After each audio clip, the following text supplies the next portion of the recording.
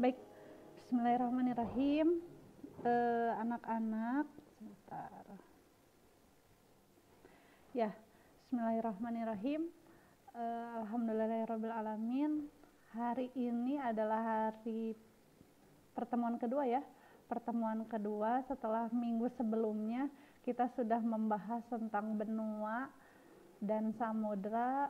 Selanjutnya sekarang kita akan membahas benua yang baru, yaitu benua Eropa. Ibu sekarang ditemani oleh anak-anak ada 6 orang karena yang lain sudah off ya Zoom-nya. Sekarang kita sedang rekaman di YouTube. Baik. Nah, anak-anak, walaupun belajarnya masih seperti ini, Ibu harapkan tetap semangat ya. Walaupun pasti semangatnya jauh berbeda ketika belajar di kelas seperti itu. Jadi tetap dijaga semangatnya, apalagi kelas 9. Kelas 9 kemarin, waktu minggu kemarin Ibu bilang tinggal sebentar ya belajarnya, 1 semester tambah beberapa bulan, 2 bulan di semester 2 ujian lulus. Pengennya gitu kan? Baik. Nah, pertemuan hari ini kita akan membahas tentang benua Eropa. Kita jalan-jalan ke benua yang lainnya. Kita kan ada di benua Asia dan kita akan jalan-jalan ke benua Eropa. Baik.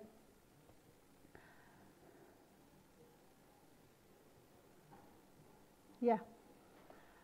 Seperti pertemuan sebelumnya, di setiap kawasan atau di setiap benua yang akan kita bahas itu mulai dari letak dan luas wilayah sampai terakhir nanti kita akan membahas tentang penduduk-penduduknya seperti apa. Ya, seperti biasa, letak setiap wilayah akan dilihat dari 2 aspek. Yang pertama itu adalah letak berdasarkan astronomis dan letak berdasarkan geografis. Untuk luas benua Eropa sendiri adalah 9.699.550 km.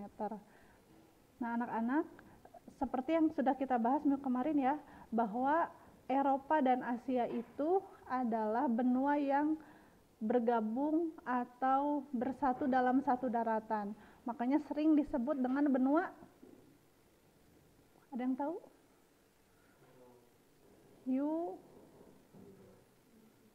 Eurasia, betul. Jadi Asia dan Eropa itu bergabung disebut Eurasia. Iya, pindah-pindah sendiri. Iya, nggak apa-apa. Baik, itu untuk luas.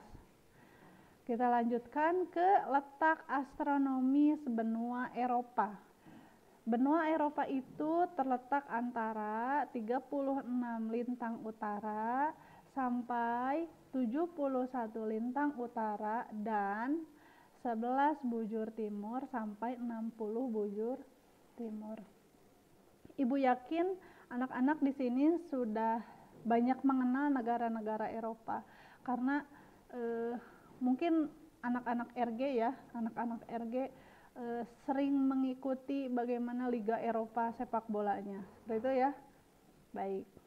Ini letak astronomisnya. Selanjutnya, secara geografis, Eropa terbagi atas 5 kawasan. Yang pertama, kawasan Eropa Barat, Eropa Timur, Eropa Selatan, Eropa Utara, dan Eropa Tengah. Nanti kita akan bahas satu persatu negaranya apa saja yang termasuk Eropa Barat, Eropa Timur, dan sampai Eropa Tengah. Oke, selanjutnya. Ini batasnya ya, atau letak secara geografis. Di bagian utara ini ya, nih, utara ini, Eropa itu berbatasan dengan Laut Norwegia dan Laut Barents. Ya, sebelah sini, ini Laut Norwegia dan Laut Barents. Selanjutnya, sebelah timur, mana timur? Sebelah sini ya. Nih, Sebelah timur Eropa berbatasan dengan ini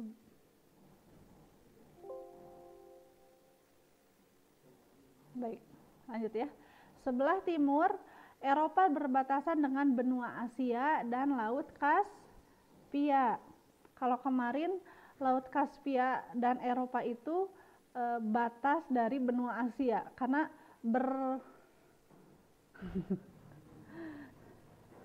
ini laptopnya bergerak sendiri. Karena dalam satu daratan ya, makanya timur itu Asia dan Laut Kaspia. Kalau kemarin di Asia itu batas barat itu benua Eropa dan Laut Kaspia. Baik. Selatan, ini selatan ya. Ini selatan berbatasan dengan Laut Hitam, Selat Bospores, Selat Dardanella, Laut Tengah, dan Selat Gibraltar. Ini untuk bagian selatan. Selanjutnya untuk bagian barat, sebelah sini, ini berbatasan dengan Samudra Atlantik. Seperti itu. Nanti lengkapnya Ibu berikan di Google Classroom ya, filenya. Ini bendera keseluruhan dari negara-negara yang ada di Eropa. Kita bahas satu persatu ya. Untuk Eropa Utara, jadi Eropa itu benua yang kecil, tidak ya kecil lah ya, bisa disebut kecil dibandingkan Asia, tetapi negara-negaranya hampir 80% itu termasuk negara maju. Nah, ini negara di Eropa Utara. Ada Finlandia, ini ibu kotanya Helsinki, kemudian Swedia, ibu kotanya Stockholm. Ada Denmark, ibu kotanya Copenhagen.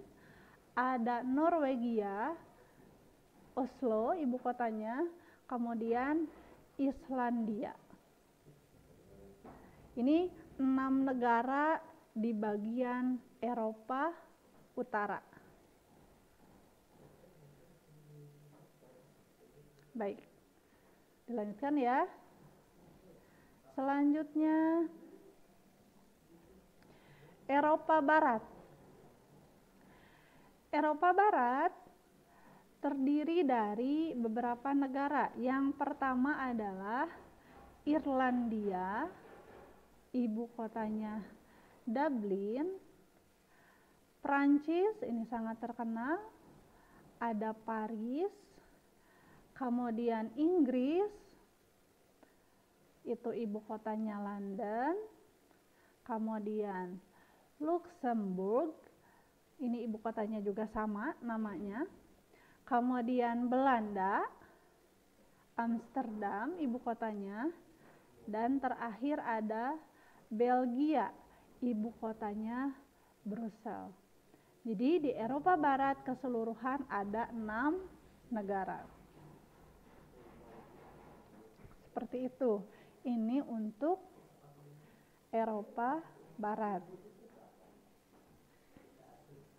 Ada yang mau ditanyakan? Boleh? Cukup? Baik. Selanjutnya ada Eropa, sebentar. Ada Eropa Selatan. Eropa Selatan terdiri dari 5 negara. Yang pertama Italia, ibu kotanya Roma.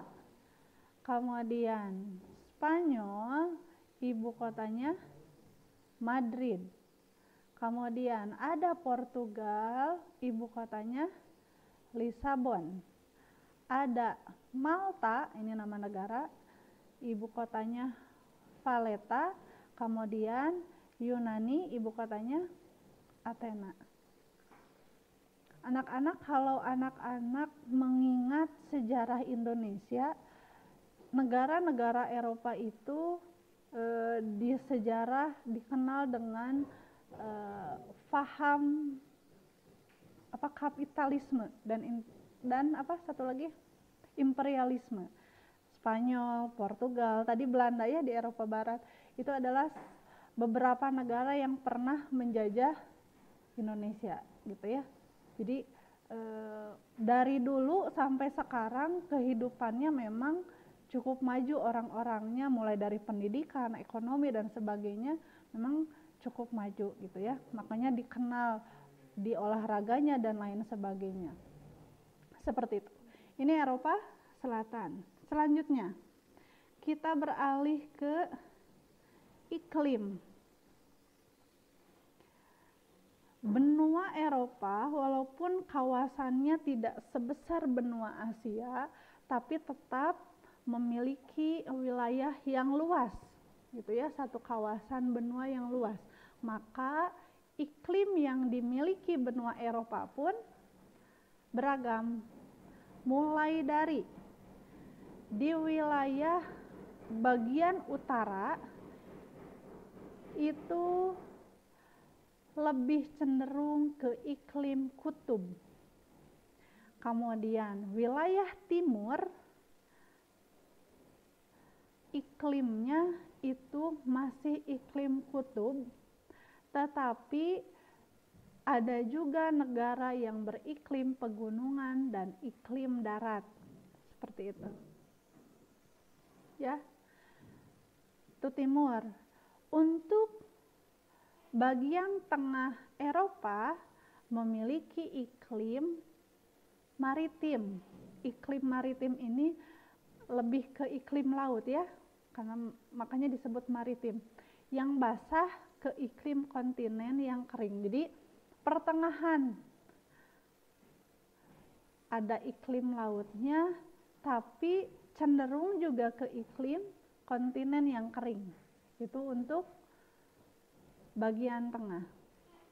Selanjutnya untuk wilayah selatan. Wilayah selatan ini iklimnya iklim laut Mediterania. Ya, dan angin dari kawasan gurun yang panas.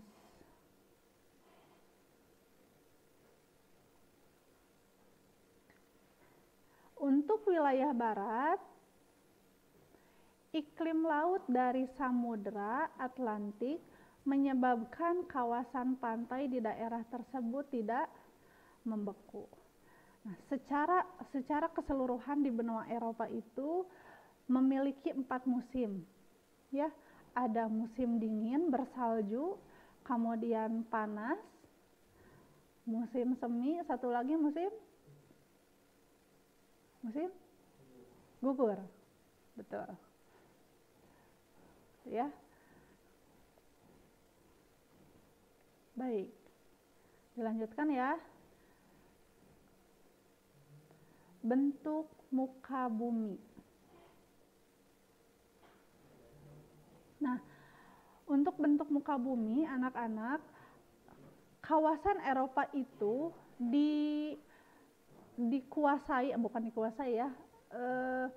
lebih banyak kenampakan buminya itu semenanjung, dataran rendah, dan pegunungan. Bahkan di Belanda itu banyaknya perairan. Maka untuk mencukupi kebutuhan karbohidrat dalam bentuk beras, Belanda itu membuat perairan menjadi daratan. Itu teknologi yang dimiliki Belanda untuk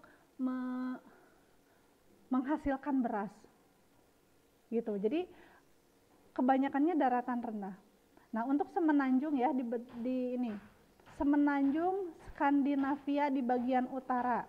Kemudian ada semenanjung Siberia di bagian barat dan ada semenanjung Italia di bagian selatan. Ini untuk semenanjung. Selanjutnya, kalau dataran rendah, ada lembah Garonne di Prancis Barat Daya, hingga pegunungan Ural, meliputi Prancis Utara, Belgia, Belanda, Britania Tenggara, Jerman Utara, Denmark, Polandia, dan hampir semua wilayah negara pecahan Rusia di Eropa. Jadi daratannya rendah. Kalau Indonesia ya, kalau kita lihat Indonesia bandingkan dengan Indonesia itu lebih beragam. Mulai dari daratan rendahnya ada, tapi daratan tingginya juga banyak. Daratan tinggi berbeda dengan pegunungan ya. Dan itu kalau di Indonesia daratan tinggi dan daratan rendah itu membentuk satu kawasan sehingga Indonesia memiliki iklim yang tropis tadi. Ditunjang dengan posisi Indonesia yang ada di garis ekuator itu ya, memiliki iklim tropis. Tapi kalau di benua Eropa itu daratan rendah. Makanya Eropa itu punya sebutannya itu adalah negara terbenam, karena kebanyakannya itu adalah daratan rendah, seperti itu. Sebaliknya dengan benua Asia itu punya sebutan negara terbit, karena banyak pegunungan dan dataran tinggi, seperti itu.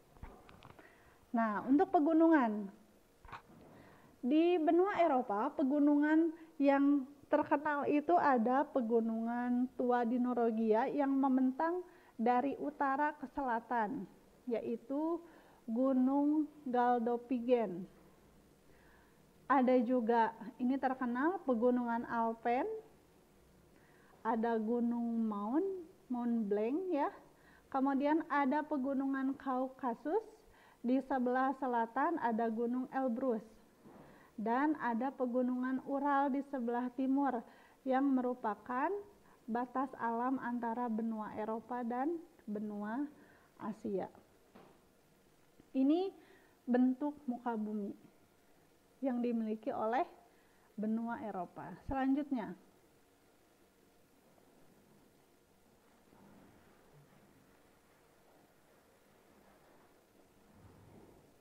ada kondisi geologis.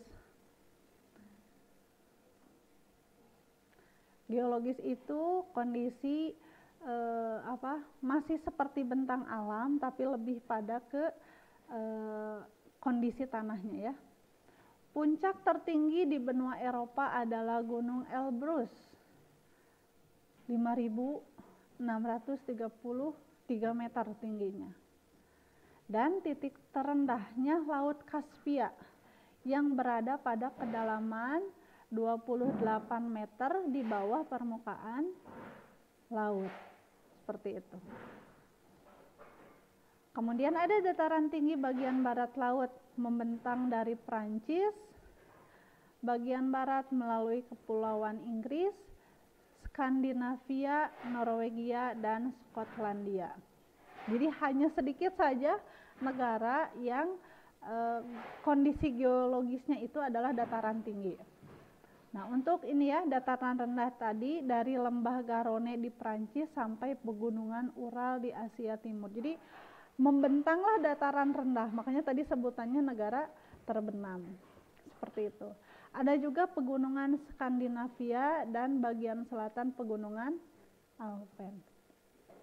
Ibu bahas singkat saja, tidak terlalu mendetail. Anak-anak nanti bisa mengeksplor lagi kondisi bentang alam dan kondisi geologis benua Eropa ya, bisa di internet, di buku dan sebagainya. Bergerak sendiri. Sebentar. Kita lanjutkan ya ke flora dan fauna. Baik. Kalau berbicara tentang flora dan fauna, Ibu yakin anak-anak sudah banyak mendengar bagaimana keindahan flora yang ada di benua Eropa, gitu ya. Ada hutan konifera, salah satunya ini di Eropa bagian utara. Hutan yang tidak lebat. Kalau Indonesia itu kan hutannya hutan hujan tropis, maka tanamannya itu yang tinggi gitu ya, pohon tinggi, jati dan sebagainya, rimbun gitu ya, rimbun sangat lebat si daun-daunnya. Tapi kalau di Eropa hutan konifera ini cenderung si daun-daunnya itu kecil, maka akan membentang hijaunya seperti ini, seperti ladang rumput gitu, seperti itu. Ini contohnya. Kemudian ini sangat terkenal bunga tulip di negara mana? Belanda, betul. Daerah pedalaman Eropa bagian utara terdapat tumbuhan tundra dan spesies rumput-rumputan. Jadi memang tadi karena daratannya rendah gitu ya, maka floranya itu tidak besar, kemudian daun-daunnya itu kecil, tidak lebar seperti yang ada di Indonesia, tapi beragam juga. Ini yang terkenalnya salah satunya bunga tulip. Maka kalau di Indonesia atau daerah Bandung saja, banyak taman-taman yang disulap menjadi taman bunga berwarna-warni. Contohnya Balai Kota lah ya, pernah ke Balai Kota? Ada yang berwarna ungu, kuning, itu memang desainnya menyerupai taman-taman yang ada di Eropa, karena tanamannya kecil gitu ya, tapi indah seperti itu, berwarna-warni. Itu untuk flora. Untuk faunanya juga beragam, tapi karena tadi musimnya terdiri 4 musim ya, ada musim saljunya, maka untuk hewan-hewannya itu berbulu tebal. Contohnya ini, serigala Eropa, seperti itu. Wilayah Mediterania terdapat pohon zaitun, cemara, pohon ek, pinus. Selain itu terdapat mamalia kecil dan berbagai jenis burung. Kemudian ini namanya lynx, seperti kucing besar, harimau kecil gitu ya, seperti itu. Di Eropa Utara terdapat lynx. Kemudian di Laut Arktik, Laut Tengah dan Samudra Atlantik terdapat anjing laut, tuna, ini jelas tuna itu ada banyak di Eropa. Kemudian ikan paus, haring, dan berbagai jenis ikan-ikan yang lain. Itu untuk flora dan fauna. Ada yang mau ditanyakan? Lanjut. Baik. Sedikit lagi. Jumlah penduduk ini 2015.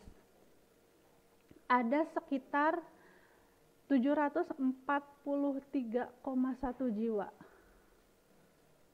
Jauh banget ya dengan Indonesia. Indonesia itu sudah ribu juta ya, gitu, ribu juta. Ini baru 700 sekian juta. Nah, kepadatan penduduk Eropa rata-rata 71 orang per kilometer. Berubah sendiri. Sebentar.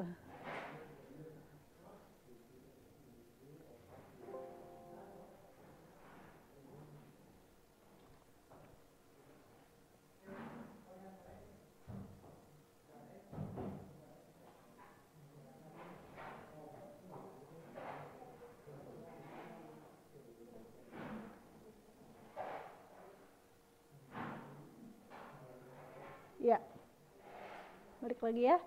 Ini jumlah penduduk. Kepadatan penduduk Eropa rata-rata 71 orang per kilometer. Laju pertumbuhan penduduk Eropa sangat rendah bahkan kurang dari 1%, yaitu hanya 0,2% per tahun. Dikalikan ini,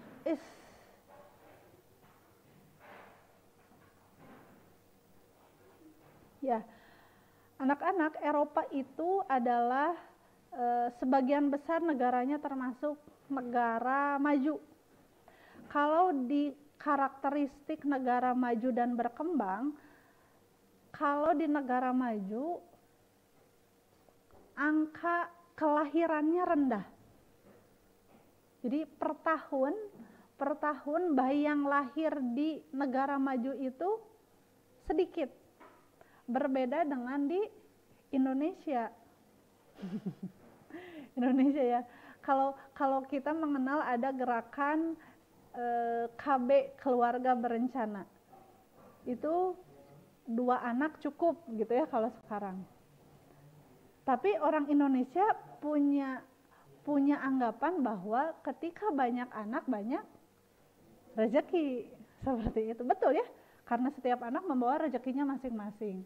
Nah, maka angka laju pertumbuhan di Indonesia itu tinggi.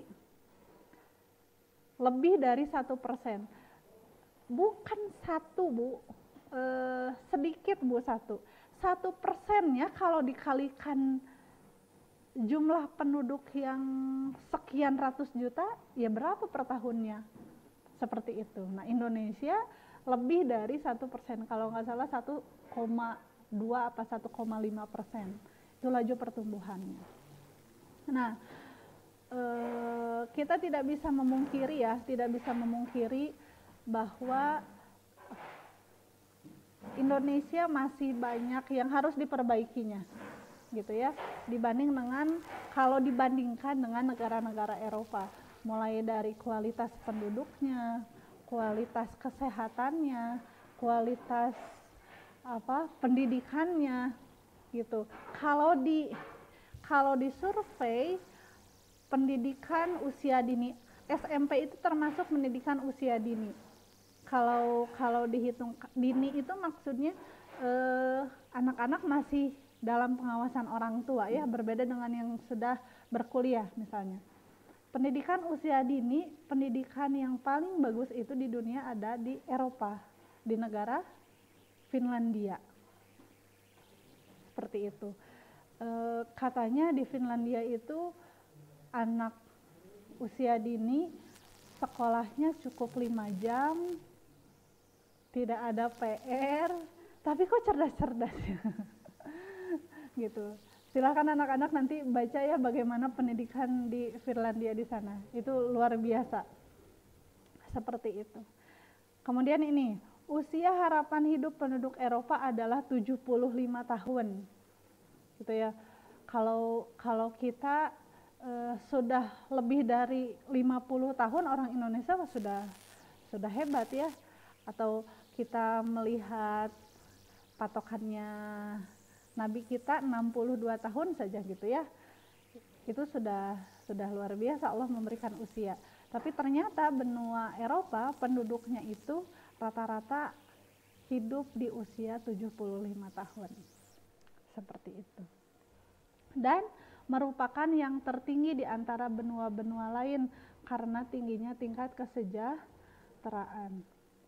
Kalau misalnya gini, usia manusia, ini mah kalau secara lahir kita lihat oleh mata kita, bahwa orang yang ekonominya sejahtera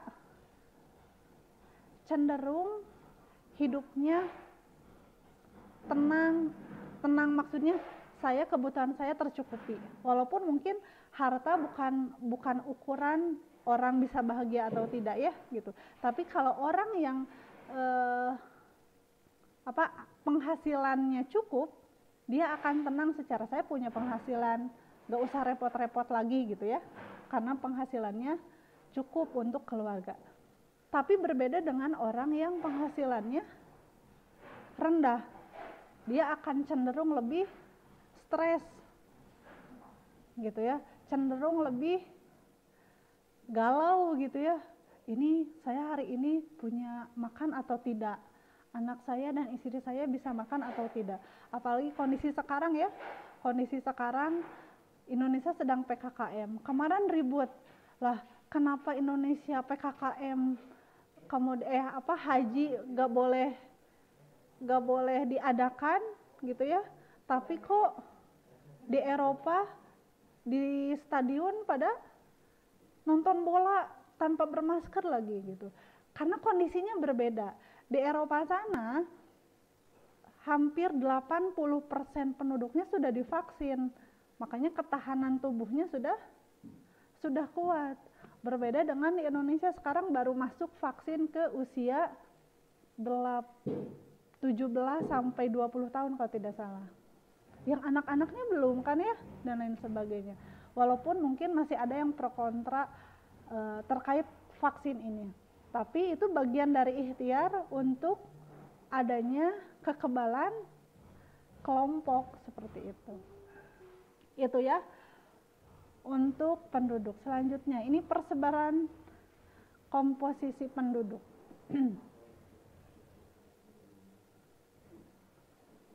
Baik, anak-anak di benua Eropa, bangsa yang sebagian besar bangsa yang ada di Eropa itu bisa dikelompokkan ke 4 kelompok. Yang pertama ada bangsa Nordik. Ciri-cirinya? Rambut pirang, mata biru, tengkorak panjang, dan muka sempit. Jangan kebayang sempit gimana, bukan ya, lebih maksudnya lonjong seperti itu. Kalau ibu melihat orang yang bermata biru itu kok luar biasa ya. Kita lihat contoh di sini ya, ini ada gambarnya. Itu bermata biru tuh asli bermata biru. Berbeda orang yang pakai kontak lensa ya, kan takut ya, kelihatannya takut ya kalau yang pakai kontak lensa. Berbeda dengan orang yang memang asli matanya biru. Itu luar biasa menurut ibu. Seperti itu. Kemudian yang kedua ada bangsa Alpen. Ini rambut dan matanya hitam. Nah, ternyata di Eropa itu tidak semua matanya biru. Ada juga yang matanya hitam. Itu termasuknya bangsa Alpen. Tengkorak lebar dan tidak terlalu tinggi. Kemudian ada bangsa Mediteran. Ciri-cirinya rambut hitam, mata hitam, badan dan tengkorak menyerupai bangsa Nordik. Ini seperti orang Asia. Rambutnya hitam, mata hitam gitu ya. Makanya menyerupai bangsa Nordik. Karena kan tadi ya Eropa itu satu daratan dengan benua Asia. Terakhir ada bangsa Slavina. Rambut dan mata hitam, tengkorak lebar dan tidak terlalu tinggi. Nah, ternyata dari keseluruhan bangsa Eropa ada 3 jenis bangsa yang ternyata rambutnya hitam, gitu ya. Walaupun memang sebagian besar bangsa Eropa itu lebih banyaknya bangsa Nordik. Rambutnya pirang, mata biru, seperti itu. Orang Indonesia ya udah hitam dipirang, bule kasasar itu. Seperti itu ya. Ini bangsa-bangsa yang ada di benua Eropa. Selanjutnya, nah ini untuk kualitas penduduk bangsa Eropa. Ini terakhir ya. Untuk bidang industri, jangan ditanya lagi ya, industri otomotif, industri apapun rasanya ada deh semua di negara-negara Eropa. Contohnya ya, industrinya maju ya. Jenis industri yang berada di Eropa sangat beragam. Contohnya ini jelas, perakitan kendaraan, alat elektronik, pengolahan minyak, makanan dan pakaian. Nah, karena Eropa secara sumber daya alam tidak sekaya Indonesia, maka industri yang sangat berkembang, industri di bidang teknologi, baik itu otomotif atau elektronik, seperti itu. Nah, ya buktinya dulu zaman sejarah bangsa Eropa nyarinya ke Indonesia kan, baik rempah-rempah dan lain sebagainya, emas, nyarinya ke Indonesia, seperti itu. Maka yang dikembangkannya itu adalah industri yang berhubungan dengan teknologi. Kemudian untuk pertanian. Pertanian biasanya dilakukan secara terpadu bersama peternakan yang memberikan hasil melimpah dalam bentuk, nah ini, daging, kulit, susu, keju, mentega, dan benang wol. Sesuai dengan kondisi alam tadi, banyaknya hutan konifera secara tumbuhan, banyaknya rumput, tumbuhannya kecil, maka kondisi alam yang seperti itu cocoknya untuk ternak, gitu ya. Di beberapa benua Eropa itu kualitas yang bahan makanan yang paling berkualitas itu adalah keju dan susu, karena ada peternakan di sana. Daging steak ada di mana? Kita mengenal daging steak berasal dari Eropa, gitu ya. Karena kualitas dagingnya, peternakannya sangat bagus pengelolaannya. Itu ya untuk pertanian. Yang dimaksud pertanian di sini bisa kalau di Indonesia pertaniannya sawah ya, kalau di Eropa pertaniannya ke peternakan. Selanjutnya untuk pertambangan. Eropa merupakan kawasan yang memiliki cadangan barang tambang dalam jumlah banyak. Karena itu pertambangan juga berkembang pesat. Selanjutnya pendidikan. Nah, lihat. Kualitas pendidikan di benua Eropa adalah yang terbaik di dunia. Seperti itu, yang terbaik di dunia ya. Mulai dari tadi Ibu bilang, pendidikan usia dininya hingga pendidikan tingginya. Universitas-universitas terbaik di dunia itu ada di Eropa. Anak-anak kalau Ibu beberapa teman ada yang di Belanda, ada yang di mana. Mereka kuliah di sana gitu ya. Tapi luar biasanya begini. Di sana itu katanya secara pendidikan bagus, tapi kalau tidak kuat iman, pergaulannya bebas. Nah, makanya anak-anak mungkin boleh punya cita-cita untuk berkuliah di luar negeri ya, tapi tetap kenapa orang tua menyekolahkan ke sanawiyah, mungkin nanti dilanjutkan ke mu'alimin dan sebagainya, itu untuk punya bekal. Karena kalaulah nanti anak-anak punya rezeki sekolah ke luar negeri, bekal di sini tuh jangan sampai hilang. Di sana tuh karena pergaulannya luar biasa bebas. Walaupun ternyata perkembangan agama Islam di Eropa itu sangat tinggi ya, sangat tinggi. Masjid-masjid sudah dibuka gitu ya, banyak perkumpulan di Inggris saja ya, Perdana Menteri Inggris yang perempuan itu kan masuk Islam ya. Ceritanya karena dia pergi ke Palestina, kemudian dia berkunjung ke satu rumah,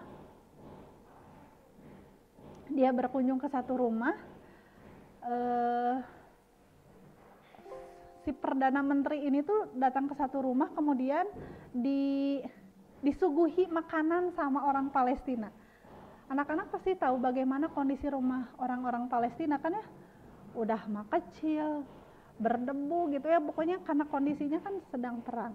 Dia datang, terus Perdana Menteri ini tuh sampai ini orang Palestina tuh nggak punya apa-apa loh, tapi dia memuliakan tamu dengan makanan dan minuman yang dia miliki.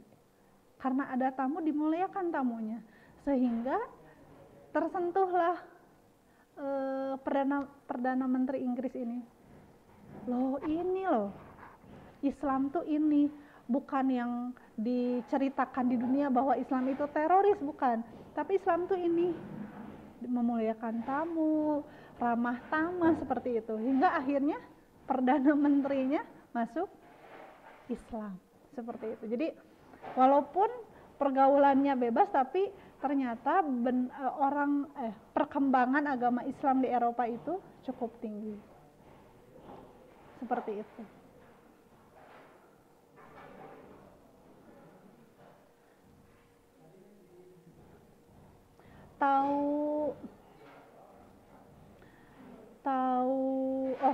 Tahu Bu Sania ya? Tahu Bu Sania ya? Angkatan Bu Sania itu kan lulusan sanawiyah. Temannya itu UG ada yang kuliah, bukan kuliah, yang menetap di sana. Di mana ya, lupa Ibu. Awal teh. Itu kan maksudnya ibu yang pada saat itu mengajar sanawiyah kan nggak tahu ya, ini anak nanti bakal seperti apa tuh nggak tahu. Tapi ternyata Allah rezekikan dia sekolah dan sekarang masih menetap di sana.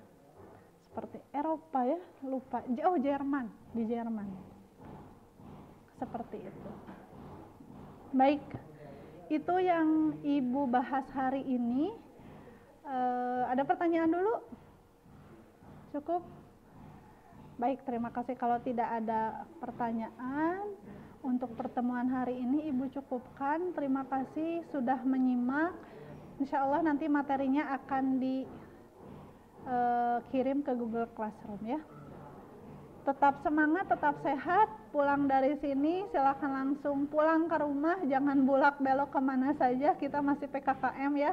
Salam buat keluarga, salam buat orang tua, tetap sehat dan tetap semangat. Kita tutup dengan doa. Alhamdulillahirrabbilalamin. Subhanakallahumma wabihamdika asyhadu alla ilaha illa anta astaghfiruka wa atubu ilaik. Assalamualaikum warahmatullahi wabarakatuh.